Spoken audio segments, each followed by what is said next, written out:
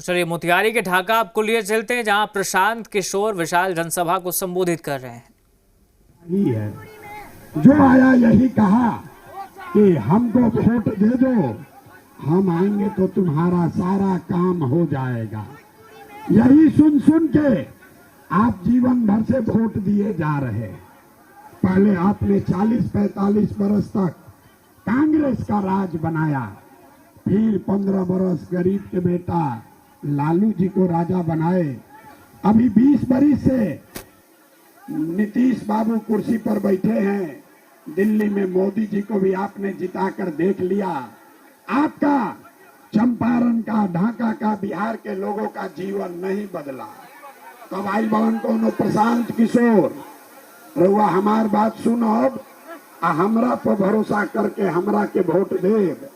एकर का गारंटी बा कि जीतला के बाद हम रउआ संगे धोखा ना करब।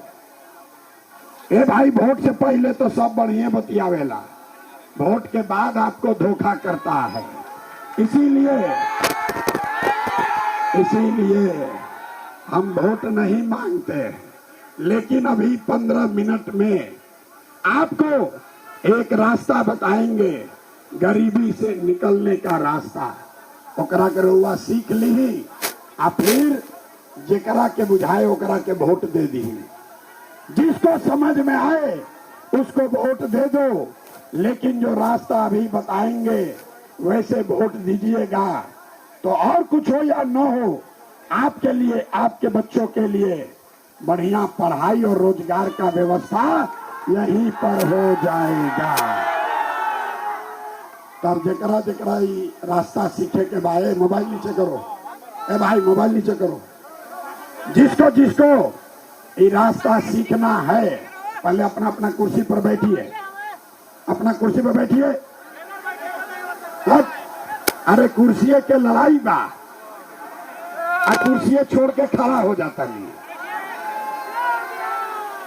देखिए, हम स्टेज पर कुर्सी लगा के कुर्सी पकड़ने वाली, और वह कुर्सी मिलल बार वह छोड़ के खड़ा होता नहीं। कुर्सी बैठिए, बैठिए कुर्सी पर।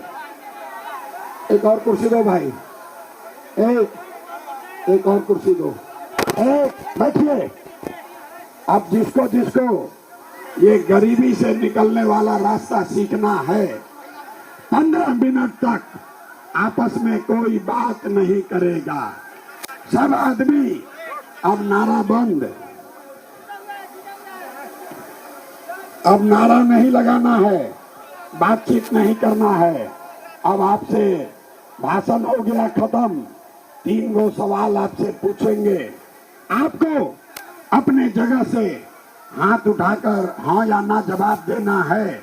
और अभी 10 मिनट में आपको दिखेगा कि आपके गरीबी का, बदहाली का कारण क्या है और इससे निकलने का रास्ता, उपाय क्या है।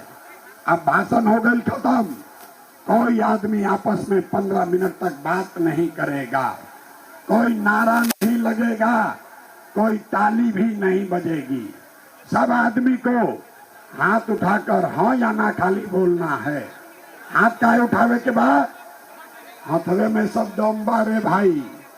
यही हाथ से जेकरा के बटन दबा दे वह राजा बन जाई। तो सब आदमी एक बार जरा सोच के बताइए, आपके चंपारण में, ढाका में, चिरैया में और कुछ हो या न हो, आपके लिए, आपके बच्चों के लिए बढ़िया पढ़ाई और रोजगार का व्यवस्था होना चाहिए कि नहीं होना चाहिए? हाथवा उठावे के बाद सबके, ये पीछे बैठल वाला जाओ ऊपर उठावे के बाद हाथ उठाकर बोलो, पढ़ाई रोजगार होना चाहिए कि नहीं होना चाहिए? अच्छा, तो अभी देखो दुर्दशा का अपने कारण यहाँ का आदमी कितना होशियार बन रहा है। आप चाहे पढ़े लिखे हैं या अनपढ़, हिंदू हैं या मुसलमान, अगड़े हैं या पिछड़े, अमीर हैं या गरीब, महिला है या पुरुष, युवा है या बुजुर्ग, सब आदमी ने कहा कि न भैया पढ़ाई रोजगार तो हो कहीं के चाहिए। इतना बात तो सबके बुझाता है, किसी प्रशांत किशोर का जरूरत नहीं है। आपको मालूम है, अगर आपके लिए बढ़िया पढ़ाई रोजगार हो जाए, आपके बच्चों के लिए पढ़ाई रोजगार हो जाए, तो कोई मुखिया बने, कोई विधायक बने, लालू बने, नीतीश बने, मोदी बने, प्रशांत किशोर बने, अगर आपके बच्चे के लिए पढ़ाई रोजगार हो गया तो आपका जीवन सुधर जाएगा।